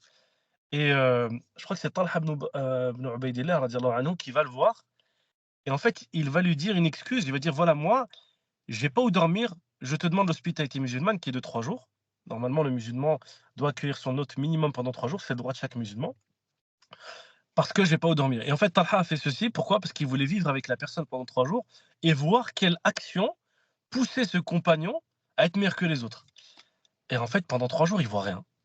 Et à la fin des 3 jours, il dit la vérité à ce compagnon. Il dit: voilà ce qu'a dit le prophète sallam et tout. Et moi, en vrai, j'ai passé 3 jours avec toi parce que je voulais voir. Mais j'ai rien vu. S'il te plaît, dis-moi, qu'est-ce que tu as que tu fais que les autres ne font pas, qui font que le prophète sallam a dit ça de toi? Et là, le compagnon dit: bah, en fait, je fais rien, je fais la prière comme vous. Voilà, je fais rien de plus que vous. Il réfléchit: non, il n'y a rien. S'il te plaît, réfléchis: non, il n'y a rien, il n'y a rien. Jusqu'à ce que Talha il parte, déçu. Et là, dès qu'il va au loin, Le compagnon rappelle Taha, il fait ah, c'est bon, j'ai trouvé. Revient. Et quand il revient, il fait en fait, moi j'ai un truc que je fais, peut-être que c'est ça. Il dit en fait, chaque soir avant de dormir, je nettoie mon cœur et je demande à Allah de pardonner à tous ceux qui m'ont fait du bien ou même ceux qui m'ont fait du mal. Je dors avec Allahu le cœur Akbar. le plus blanc possible. Et ça, c'est une éthique que l'on doit avoir entre musulmans. Parce qu'en vrai, le monde, il n'est pas parfait et on est tous des gens spéciaux. On a tous des défauts. Et faut pas se mentir. Il n'y a que des gens bizarres dans ce monde. Il n'y a que des gens chelous. Donc si tu commences à dire ouais, non, il m'a fait ça, en fait, tu vas te rendre compte que tu vas te fermer beaucoup de portes. Mais par contre, si tu as cette qualité, bah, alhamdoulilah, tu vas voir que tu vas pouvoir avancer de l'avant et tu pourras construire des belles choses et tu prendras de la très grande hauteur sur toutes ces choses. Et, euh, et donc, du coup, alhamdoulilah, donc là, pendant le ramadan, c'était fixé comme objectif de faire 10 000 téléchargements et on en a fait 34 000. Et on a fait plus de 21 000 pendant le ramadan et maintenant on a augmenté le nombre d'ouvertures de comptes. Et alhamdoulilah, l'aventure bat son plein. On avait, pareil, encore une fois, dans l'entrepreneuriat, il faut savoir ce qu'on fait, il faut savoir ne pas faire de la surqualité, il faut savoir jauger des bonnes choses et entre guillemets tester. Typiquement, on avait commencé avec notre POC, là on est sur le MVP, on est en train de reprendre le dev de notre application. Elle est volontairement moche, notre application. Elle est volontairement nulle parce qu'en fait, on avait comme optique de pouvoir en fait capitaliser sur une forte acquisition à des coûts très faibles, mais avec un outil moyen. Et ça, c'est entre guillemets, en termes de. C'est le meilleur product market fit, mais c'est également le meilleur storytelling que tu peux vendre à des investisseurs. Mhm. Regardez-moi, j'ai un truc nul, avec des bouts de bois, j'ai construit une fusée. Si vous me donnez de l'argent et que je prends des matériaux composites et un bon moteur, je vais aller sur Pluton, je ne vais pas aller sur la Lune. Et alhamdoulilah, c'est ce qui nous permet maintenant, là, on est en cours de levée de fonds. On est en discussion avec des fonds d'investissement, avec des family office, etc. On demande à Allah Azza wa Jal de faciliter. Et Mhm. encore une fois, c'est difficile. L'entrepreneuriat, il ne faut pas penser que c'est simple. C'est extrêmement difficile. Nous, ça fait 4 ans qu'on galère, 4 ans qu'on doute. Même pour vous dire, à mon père, il m'a dit à un moment donné, et mon frère il nous a dit, il y a quelque chose derrière. Et en fait, mon père, quand il nous dit il y a quelque chose derrière, c'est en gros, à mon avis, on vous a aïen. Il y a un aïn ou il y a un sihr, tu connais les anciens. Donc, il pensait qu'il y avait ça. Alhamdoulilah, alhamdoulilah, on avance à notre niveau. En termes de capitalisation, on commence à prendre un petit peu. On espère devenir un petit peu une référence sur le côté financier. Et en réalité, il y a tellement de choses à faire que ça peut être un bon exemple. Alhamdoulilah. J'ai deux petites questions, pour préciser un petit peu. Est-ce que tu peux revenir sur, précisément quel est le service que vous proposez?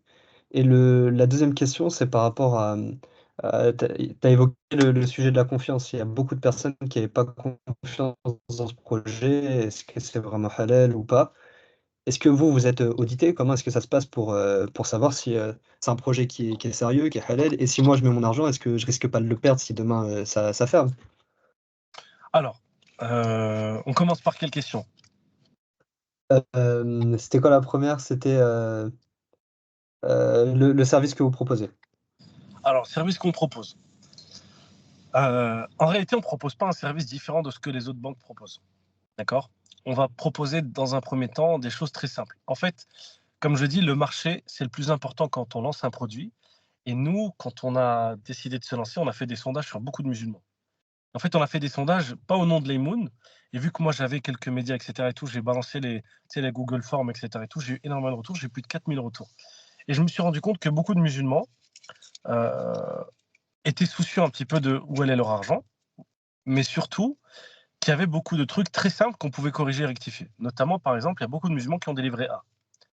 Et ils ont des livrets A, ils te disent, ouais, ben moi, le livret A, ce que je fais, c'est que je prends l'argent, je l'enlève chaque année, j'enlève les intérêts. Mais en fait, même si tu enlèves les intérêts, le mal, tu l'as fait.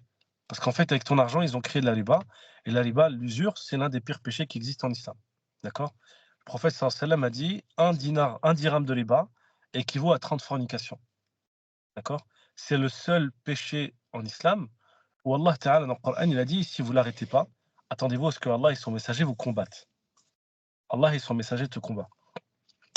Et d'ailleurs, le prophète sallallahu alayhi wa sallam a dit celui qui mange de la riba viendra le jour dernier avec une épée et un bouclier et il devra affronter, comme s'il voulait affronter Dieu.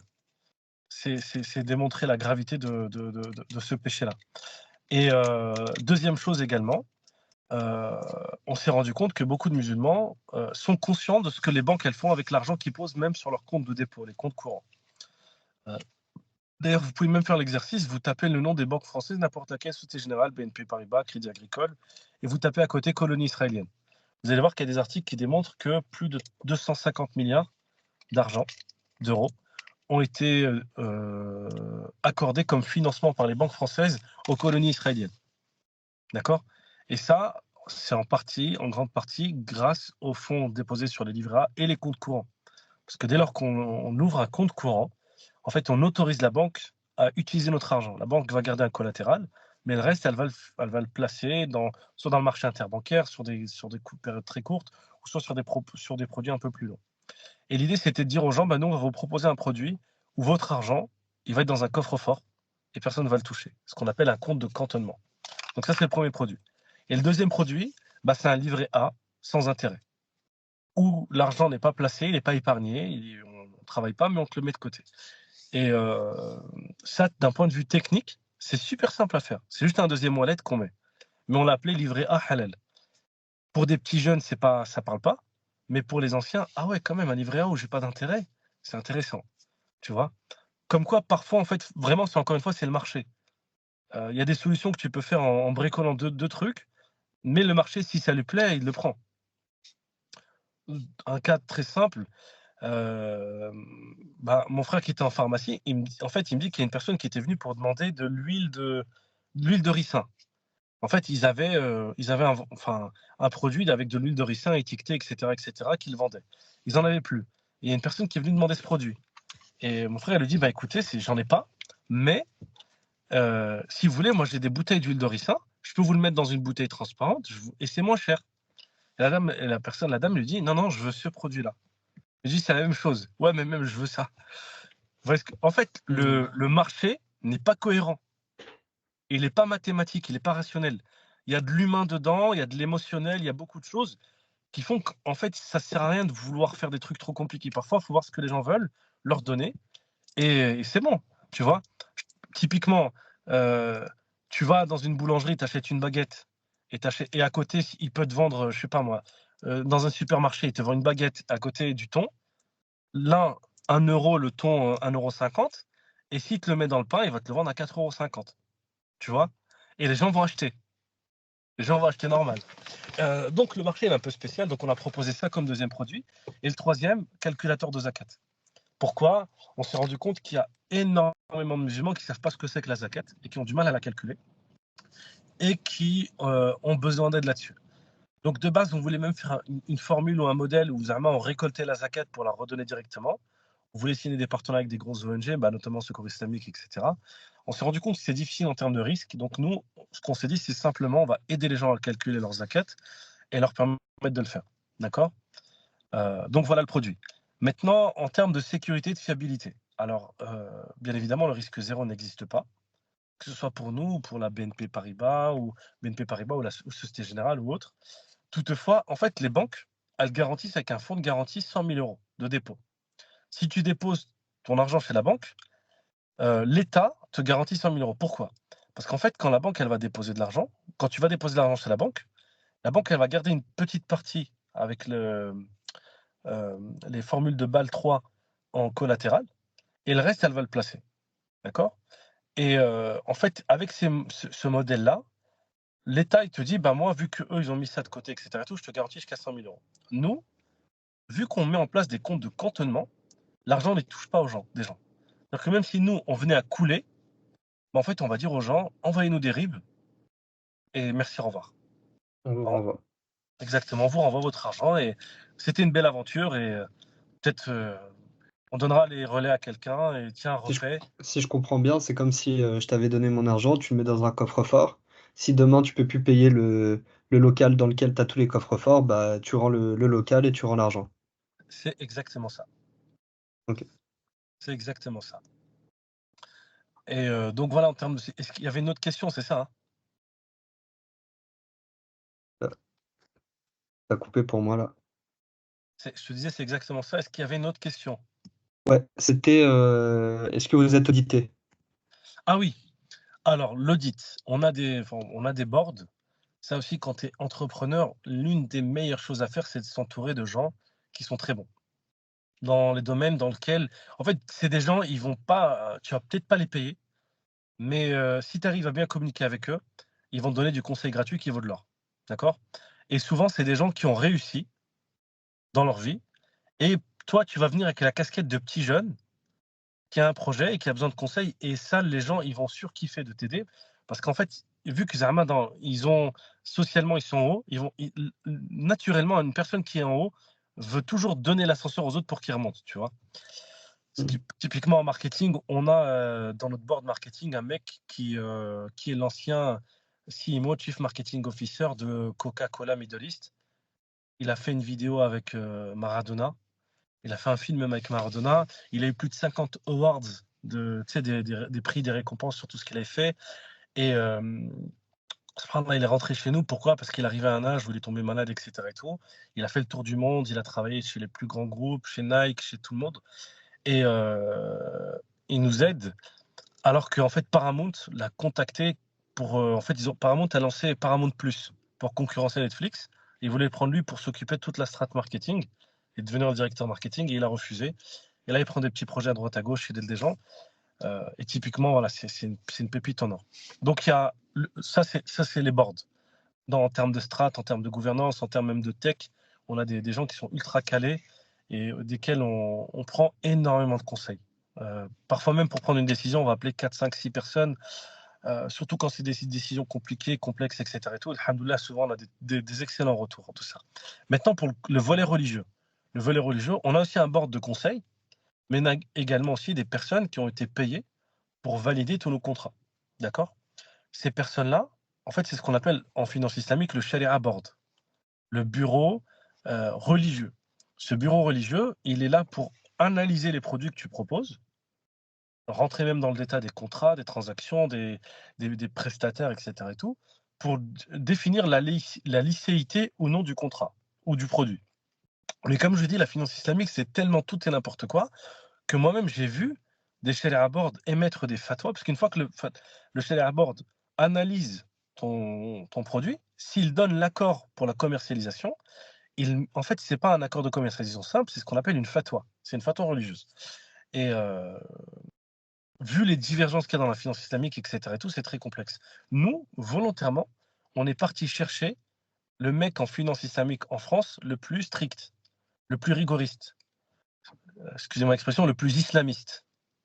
Tu vois, le plus salafiste de la finance islamique, le mec qui est contre la murabaha, qui est contre tous les financements, etc., qui existaient. Et en fait, alhamdoulilah, en fait, on s'est dit, en prenant quelqu'un comme ça, on voulait se positionner comme étant le AVS de la finance. Tu OK. vois, AVS, si tu vois ton point AVS, tu sais que tu es tranquille, il n'y a pas Il y a pas plus d'électromarché. halal que ça, quoi. Voilà, exactement. Donc nous, c'est la même chose. On veut proposer des produits sur lesquels bah, il n'y a pas de divergence. Il n'y a pas quelqu'un qui peut venir et dire ouais, finalement, ton produit, j'ai tel firme qui m'a dit que c'est pas bon, ou ce produit-là, il y a divergence dessus. Non, on veut proposer que du fiable. D'accord? Donc lui, c'est le docteur Talal Hlou. C'est le mec en France qui est le plus calé à ce niveau-là. Dans le Sharia Board, il y avait également aussi le docteur Araq Soussi, qui est un mec qui est prof, qui est un docteur et un shir à l'université de la Mecque, qui est également le directeur du board des fatwas du trésor public des Awqaf du Koweït. Il est dans le board de plein de sociétés en finance islamique, etc. Et tout. Il y avait 2-3 autres savants également aussi du Maroc qui sont dedans. Et là, on est en train d'élargir encore une fois ce board, parce qu'en fait, on le fait de manière stratégique, parce qu'on ne veut pas tomber dans une affiliation du projet à un groupe religieux. Mmh. AVS, personne ne sait qui c'est que c'est derrière. Et AVS, demain, tu es soufi, salafi, tablir, tu es musulman normal, bah, tu vas manger du AVS. Il n'y a pas de ah non, lui, je le connais, c'est un imam, je l'aime bien. Tu vois le délire ou pas? Bah, nous, en fait, on veut construire un peu ça, tu vois. On veut désectariser le projet en faisant en sorte que, quelle que soit l'obédience ou la vision islamique, parce que l'islam, en fait, être musulman maintenant, c'est tellement large, ça veut tellement dire de choses, que tout le monde puisse s'y retrouver, quel que soit le truc. Mais et tout en gardant ce côté de strictement, entre guillemets, halal. Ok, ok. Comme là, je pense qu'on peut passer à la partie questions-réponses, à moins que tu aies quelque chose à rajouter. Je pense que j'ai suffisamment parlé. Euh, Machallah. Vas-y, Denia. Salam alaikum. Comme salam. Je me posais une question. Comment vous réussissez à générer du coup du produit net bancaire si justement le compte courant ou même le livret A n'est pas, ne génère pas de taux usurier et en plus vous ne placez pas cet argent. Comment du coup vous, en tant qu'entrepreneur et en tant que gérante de ce business, vous parvenez à générer du chiffre d'affaires du produit net bancaire? Donia, tout simplement en ne proposant pas ce produit gratuitement. Ce service est payé. Tu payes par mois un abonnement de 2 à 10 euros par mois. Et d'ailleurs, dans l'un des premiers pitchs qu'on avait fait, à l'époque, c'était la mode du freemium, Revolut, N26, tout le monde proposait des comptes gratuits. Et nous, on avait dit, on ne propose pas de compte gratuit. En effet, on n'est pas prêt à offrir ce que les gens sont prêts à payer. Parce que quand les gens achètent de la viande AVS, ils la payent plus cher. Et donc, du coup, nous, nos forfaits sont plus chers que les banques classiques ou conventionnelles, mais on apporte la garantie de ceci. Et après aussi, également aussi, on a tellement pas beaucoup de volume que le pricing à nous, nos fees, nos frais de fonctionnement sont assez élevés. Donc, on est obligé d'être un peu cher au niveau du prix. Mais l'idée, ça va être un petit peu de lisser ça avec le temps et de proposer des formules pour les étudiants un peu moins chères et d'autres formules avec ça. Mais concrètement, comment on gagne de l'argent avec l'abonnement? Ça, c'est le premier point. Et la vision sur le long terme, c'est du cross-selling ou de l'upselling. C'est-à-dire qu'en réalité, en fait, dans le monde de la finance islamique, il n'y a pas que le compte bancaire qui est intéressant. Il y a des produits d'investissement, il y a des produits de financement, il y a des produits énormes qui peuvent être utiles dans la vie du musulman et que l'on pourra proposer si le capital confiance est là. Demain, si tu es chez Laymoun et que, n'importe qui est chez une banque, si sa banque lui propose un produit, il aura plus tendance à accepter, rendre. Et c'est comme ça qu'en général, même les banques conventionnelles se financent. C'est avec les autres produits qu'elles vont proposer en annexe. Barakallahu fik. Oui, Amine. Ça me permet de rebondir sur ma question, c'est pour savoir s'il y aurait d'autres produits annexes comme des actions pour investir en bourse. Est-ce que c'est envisageable ou pour l'instant c'est uniquement un bourse, si j'ai bien compris? Oui, tout est envisagé. Maintenant, la roadmap, quand malheureusement, ça ne dépend pas de moi.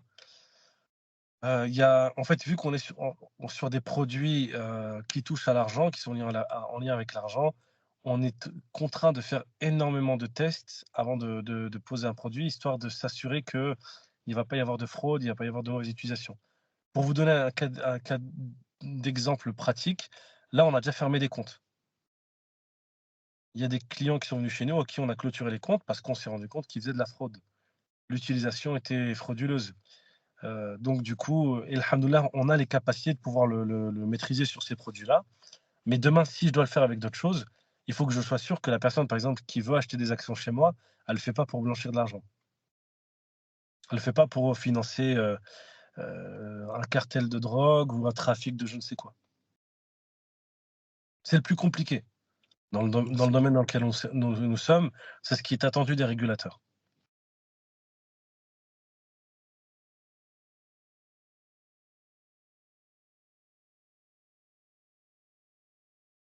Il y a d'autres questions? Oui. Afaf.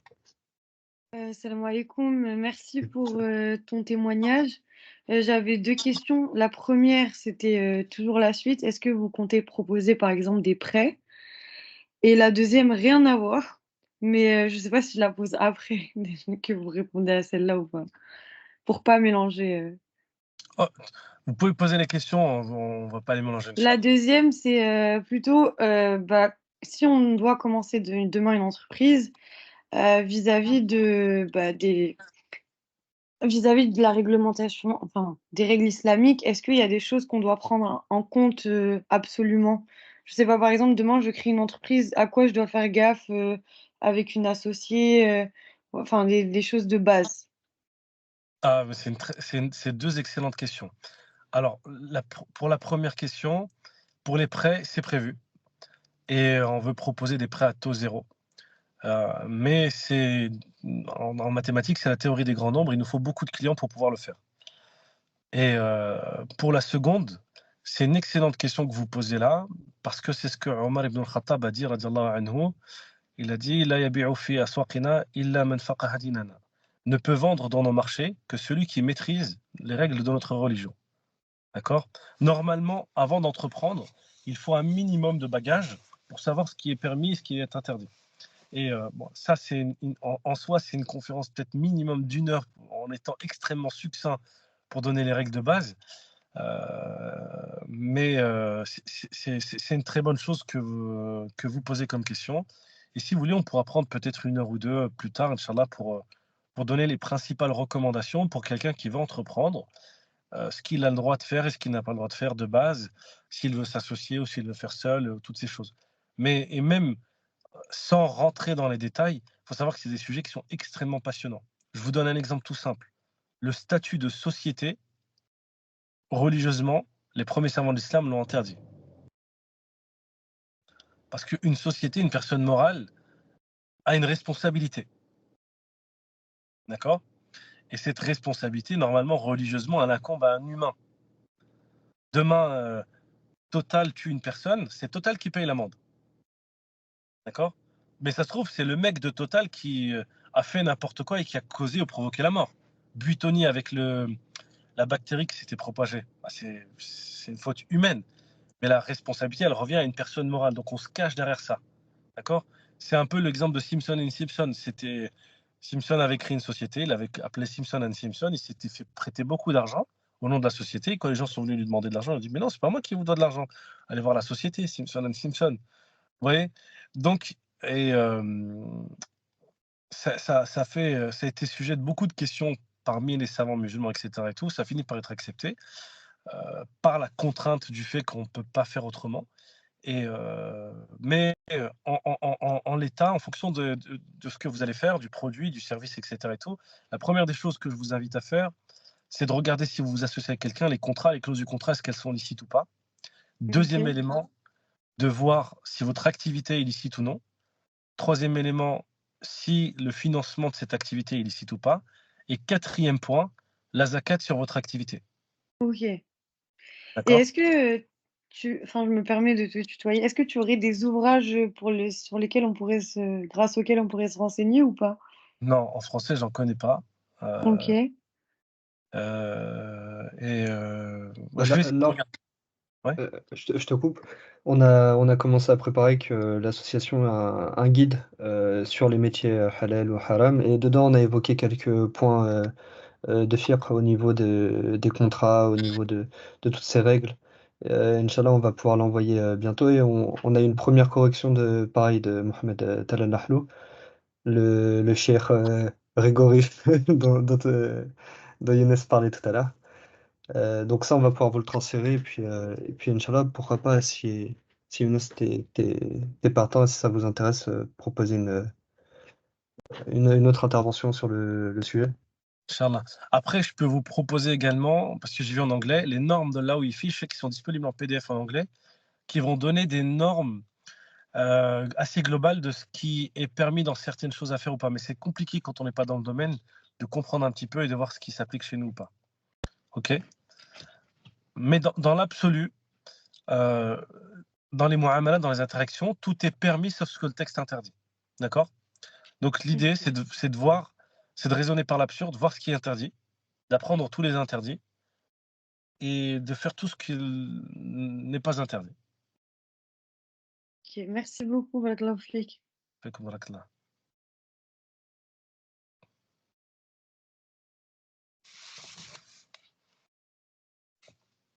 Ryan, Oui, salam alaikum, vous m'entendez? Ouais, comme ça, là, Juste une question. Vous avez dit que vous avez fait des études en finance islamique, notamment à Dauphine, mais sauf que je crois que le master en finance islamique, il n'existe plus. Et j'aimerais savoir pour plus tard, après, nous, on est à Audencia, enfin, je sais pas si tout le monde est à Audencia là, mais nous, on est à Audencia, donc après l'école de commerce, si on a envie de se diriger vers des. Parce que, par exemple, je sais, Rayan Bank, elle fait des financial advisory, et est-ce qu'ils réclament des spécialisations en finance islamique ou pas? Et si oui, vers quoi se diriger? Alors, le master en finance islamique n'est plus chez Dauphine, il est chez Financia Business School. D'accord? Donc c'est le même programme. Ils ont juste changé d'école. Je crois que c'est une histoire d'accord, etc., financier. Je ne sais pas ce qui s'est passé derrière. Et si vous voulez travailler dans les grandes institutions de finance islamique comme Ryan Bank ou au Moyen-Orient ou en Malaisie ou au Maghreb, effectivement, il est bon d'avoir un diplôme comme celui-ci. Mais il faut vraiment que ce soit un plan de carrière, une perspective, que ce soit un projet cohérent et que, alhamdoulilah, vous sachiez quoi faire avec. Sinon, ça risque d'être une perte de temps et d'argent. Mais moi, si vous voulez le faire, oui, ça peut être une bonne alternative, Inch'Allah. D'accord. Et ce serait bien d'avoir juste Financial Business School ou alors il y en a qui sont encore plus sélectifs et encore plus valorisés dans le Je crois monde. que c'est le plus gros en France. Et il est assez valorisé même dans le monde entier, hein. C'est-à-dire, si tu sors de ce master-là, je ne sais plus comment ils l'appellent maintenant, si c'est un Un MBA ou MBA. c'est un MBA, bah, si tu sors de ce MBA-là, tu peux. Et si tu as une bonne expérience, tu peux facilement postuler dans les banques islamiques dans le Moyen-Orient ou, comme je t'ai dit, en Afrique du Nord. Ok, barakallahu fik, salam alaikum. Et bon, pour faire simple, j'ai une petite remarque aussi. Dans le monde de la finance islamique, surtout en France, tout est à construire. Littéralement, il y a tellement de choses à faire. Je vous donne un exemple tout simple. Euh, dans le domaine médical, il y a plein de jeunes qui sortent de pharmacie et de dentaire, par exemple. Et pour être pharmacien, il faut 1 million d'euros pour acheter une pharmacie, une officine. Quand tu sors de pharmacie, si jamais tu as 1 million d'euros, tu peux acheter ta pharmacie et tu sors avec un salaire net à peu près, si tu optimises bien, etc., entre 8 et 12 000 euros par mois. Sinon, si tu n'as pas les 1 million d'euros, eh ben, tu travailles pour un pharmacien, il va te payer entre 2 500 et 3 500 euros net. Début de carrière. D'accord? Euh, Si tu vas dans n'importe quelle banque, elle te donne l'argent tout de suite quand tu es pharmacien, puisque le risque, il est négatif même. Il n'y a pas de risque pour un pharmacien de faillite, de perte, etc. Du coup, beaucoup de jeunes musulmans sortent de pharmacie, ils ont des convictions, mais ils galèrent à trouver des liquidités. Et en fait, il y a même des entrepreneurs d'une communauté que vous connaissez qui ont commencé à faire des effets de levier en faisant des crédits à la banque et en s'associant avec ces petits jeunes pour leur donner du financement. D'accord? Et en réalité, en fait, nous, on peut proposer des types de produits d'investissement où la communauté peut placer son argent dans des pharmacies. Parce qu'une pharmacie, c'est rentable.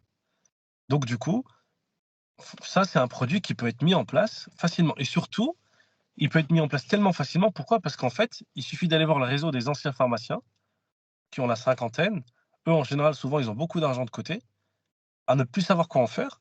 Et tu leur dis, bah écoutez, placez chez les autres, avec un contrat qui soit chez les compliant, etc. Et tout.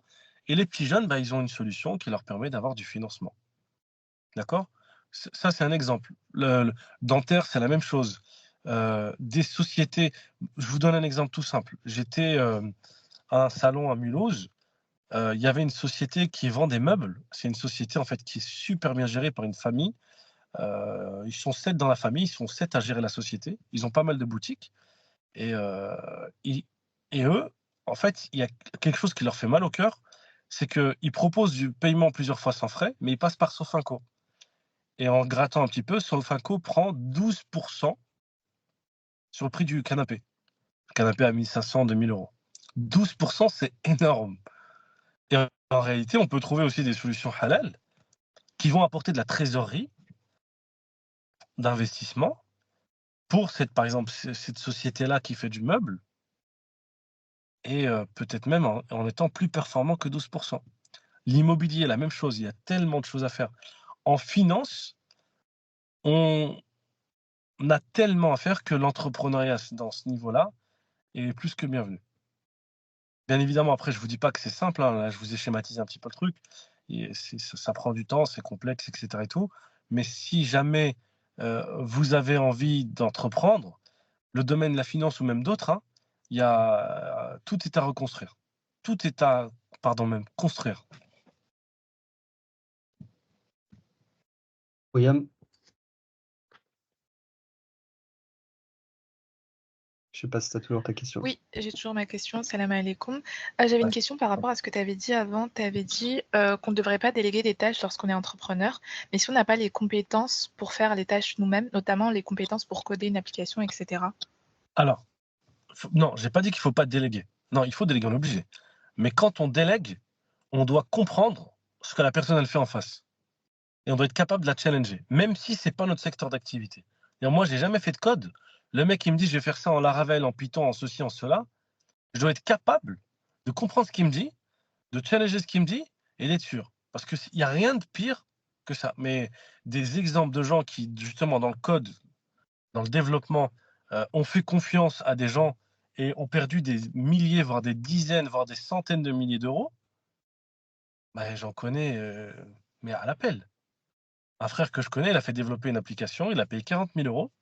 L'application a commencé à bien marcher. Le dev lui a dit, écoute, moi je veux des parts dans la boîte. Il lui a dit, non, c'est mort, moi je t'ai payé. Le dev lui a bloqué l'application. Il ne peut plus l'utiliser. Une autre personne, elle a mis 70 000 euros dans une application pour se rendre compte à la fin qu'en fait, elle ne marchait pas bien. Et que c'était n'importe quoi parce qu'ils sont partis sur le mauvais langage de programmation. Et que c'était un truc obsolète qui a été fait en plus sur un outil de 2012. C'est-à-dire que même quand des gens essayaient de reprendre, c'était impossible parce que le langage, maintenant, il y a eu des mises à jour qui l'ont changé totalement. Donc, un minimum, si jamais vous vous lancez dans le dev, n'importe qui, il faut que vous ayez, encore une fois, peut-être dans votre board, quelqu'un qui soit un senior dev et qui soit capable de vous assister un minimum pendant ces réunions, surtout si vous mettez de l'argent dedans. Sinon, vous êtes mort. Ou sinon, il faut prendre un CTO. Il faut que dès le début, ça c'est un conseil que je peux donner, vous ayez quelqu'un de dev dans votre application, dans votre boîte à qui vous cédez des parts et qui soit suffisamment compétent pour lui gérer tout ça. Et ça aussi, c'est un autre souci parce que c'est peut que vous tombez sur des gens qui ne sont pas bons. Et excuse-moi, est-ce que tu conseillerais de se former tout seul sur ça ou pas? Ça, je sais pas, ça dépend du produit qui va être lancé. Il y a des trucs maintenant qui se font en no-code. Et il y a des trucs où non, ça va prendre trop de temps et ça va demander trop de ressources. Et le problème, c'est que c'est du temps que vous n'allez pas passer dans d'autres choses. Donc ça dépend du projet, ça dépend du business plan, ça dépend du temps, ça dépend de la faisabilité. Après, tous les produits tech, tous les projets tech même, concrètement, je conseille aux gens de faire un POC qui se lance en moins d'une semaine. Okay. Pourquoi? Parce qu'en une semaine, vous lancez le POC, vous le testez sur le marché, sur les users potentiels, vous voyez la réponse, d'accord? Et en voyant la réponse, vous voyez si votre produit est intéressant, s'il peut mordre, s'il faut le régler, etc. ou pas. Et en général, ça, il faut le commencer avec du no-code ou un truc le plus basique possible. Moi, j'ai des gens, ils m'ont fait des business plans ils veulent faire des applications dans lesquelles il y a ça, plus il y a ça, plus il y a ça, plus il y a ça. En fait, aussi entrepreneur, le mieux est l'ennemi du bien. Ça, c'est une règle d'entrepreneuriat. Le mieux, c'est l'ennemi du bien. Vous voulez faire le bien, vous. Vous voulez pas faire le mieux. Si vous voulez faire le mieux, vous allez rien faire. Parce que vous allez attendre qu'il y ait 1 million d'euros, vous allez attendre qu'il faut ça. La tech, vous allez attendre de développer le truc, alors que parfois, non, il faut juste pousser le truc. Même il est bancal. Steve Jobs, la première keynote qu'il a faite pour l'iPhone ne marchait pas. C'était une vidéo, en fait, où il faisait semblant de zoomer avec ses doigts. Et pourquoi? Parce qu'il avait défini un jalon, il fallait. D'accord? Ok, merci beaucoup.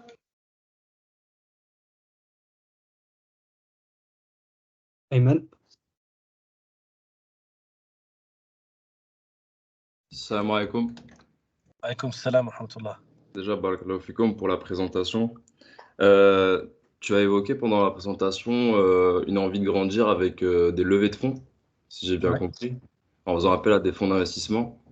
Et je voulais en savoir un peu plus sur ça et savoir si ça remettait pas en cause la légitimité du projet Je sais pas, par exemple, un fonds d'investissement qui a envie de faire grandir pour ensuite revendre plus cher, à faire une plus-value dans le futur, je sais pas. Savoir. Ça, c'est absolument pas haram. C'est même quelque chose qui est clairement licite. Ce qui est interdit en islam, c'est la spéculation hasardeuse ou la spéculation non indexée à quelque chose de réel. J'ai le droit, par exemple, en islam, d'acheter une terre, d'accord, un terrain, dans un pays, au bled ou en France, ou une maison, dans l'optique de la vendre plus cher. En me disant, bah, en fait, avec un peu de temps, ça va prendre de la valeur. J'ai le droit de me dire, bah, il y a une petite maison à Saint-Denis, je vais l'acheter tout de suite parce que je sais que pendant les JO, elle va coûter plus cher. C'est pas interdit. Ce qui est interdit, c'est de le faire sur des produits qui ne sont pas réels. Typiquement, des produits qui n'ont pas de lien avec l'économie réelle, qui ne changent rien à l'économie. D'accord? Ou de le faire de manière totalement hasardeuse. Avec un système un peu comme les jeux de hasard. J'achète un ticket dans l'optique que ce ticket, il m'amène 1 million d'euros. D'accord? Mais sinon, si c'est quelque chose qui en est avec l'économie réelle, parce qu'il y a, je pense qu'il y a une indexation sur une valorisation qui est réelle, vu qu'il y a un besoin potentiel, vu que les gens vont avoir plus de désir pour ce. Non, il y a rien de mal. Après, effectivement, nous, ce qu'on s'est fixé comme objectif, c'est de ne pas aller faire des fonds d'investissement qui ont pour ADN d'investir dans, ou d'eux-mêmes se financer dans des secteurs qui ne sont pas halal. D'accord, barakallahu fik. Fab, tu lèves toujours la main ou c'était tout à l'heure?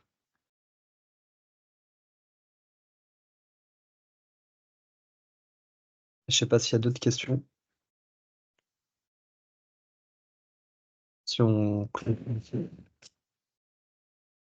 commence à se faire un peu tard. Bah, je pense qu'on s'arrête ici. Barakallahu fik, Younes. Franchement, c'était, en tout cas, je te donne mon ressenti personnel, ça a été extrêmement intéressant. Je pense extrêmement profitable si ça l'a été pour moi. Je pense que ça le sera également pour beaucoup d'entre nous. Il y a des questions intéressantes, le parcours, le projet. Enfin, franchement, je pense qu'on a beaucoup à apprendre de ton parcours, alhamdoulilah. Donc, merci beaucoup. Et puis, je sais pas si tu as un mot de la fin à ajouter. Wafik, barakallah. Bah, concrètement, alhamdoulilah, j'espère que ça a été profitable comme tu dis. Et si jamais l'un ou l'une d'entre vous a besoin de conseils sur son projet ou autre chose, je pense qu'on pourrait soit prévoir une réunion, une petite session où on discute un petit peu des projets, ou soit même voir comment leur donner de la maturité et les challenger. Moi, on peut faire un autre truc un peu plus en détail sur l'entrepreneuriat, des conseils en tant qu'entrepreneur, entrepreneur musulman. Après, bon, je mettrai la casquette un petit peu du bourreau. Et s'il faut challenger, on critiquera les projets comme il faut, mais dans l'intérêt de tout le monde. Je ne sais pas si vous avez vu, il y a une étude qui est sortie il y a quelques temps qui conseille aux gens de ne pas parler de leur projet. Enfin, ça dépend de qui. Il ne faut pas en parler à son entourage parce que souvent, quand tu en parles à l'entourage, les gens te disent ah, Il y a un biais. Exactement. Et subhanallah, c'est ce qu'a dit le Nabi sallallahu alayhi wa sallam quand il a conseillé aux gens de garder ses projets secrets jusqu'à ce qu'ils se concrétisent. Bah écoute, barakallahu fik, on se tient au courant pour la suite. On essaie de voir ça rapidement parce que c'est bientôt la fin de l'année scolaire. Et on voit un petit peu, je vais voir un petit peu. N'hésitez pas à m'envoyer des messages en privé comme ça, je vois quelles sont les attentes, quelles sont les envies pour les futures interventions, Inch'Allah. Inch'Allah, jazakumullah khairan. Salam alaikum. Bonne soirée à tous. Alaikum salam. Salam alaikum.